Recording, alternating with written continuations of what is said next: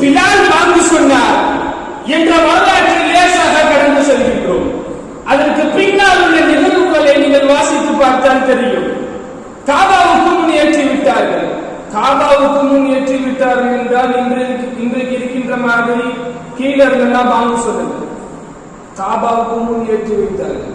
சதுர கட்டடத்தில் முகைப்பில் ஏறி பிலால் வாங்கி சொன்னார். ஒரு அடிமைத்தனத்தின் பிலால் வாங்கி சொன்னதற்கு பின்னால் பெருமானார் முன்னெடுத்த அரசியல் குணங்கள் ஏராளம். அல்லாஹ் அக்பர்.